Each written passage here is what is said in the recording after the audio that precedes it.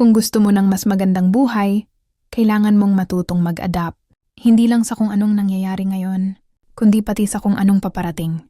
Ang problema sa karamihan, gusto nila ng bagong resulta pero ayaw nilang baguhin ang paraan nila ng pamumuhay.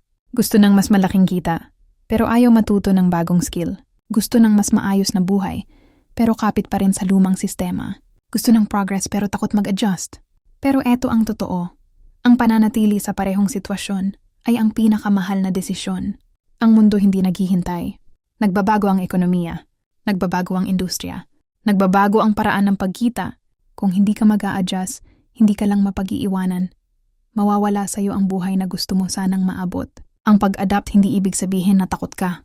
Ibig sabihin aware ka. Hindi ibig sabihin na sumusunod ka lang sa uso. Ibig sabihin marunong kang maghanda. Yung mga umaangat, hindi sila ang pinakamatalino o pinakamasipag. Sila yung pinakahandang magbago kapag kailangan. Kaya tanungin mo ang sarili mo. Kung ganito pa rin ang gagawin ko next year, mapupunta ba ako sa buhay na gusto ko? Kung hindi ang sagot, baka panahon na para mag-shift. Mag-aral, mag-adjust, mag-move forward. Dahil ang hindi paggalaw ay may kapalit. Madalas ang kapalit ay ang pangarap na hindi mo naabot.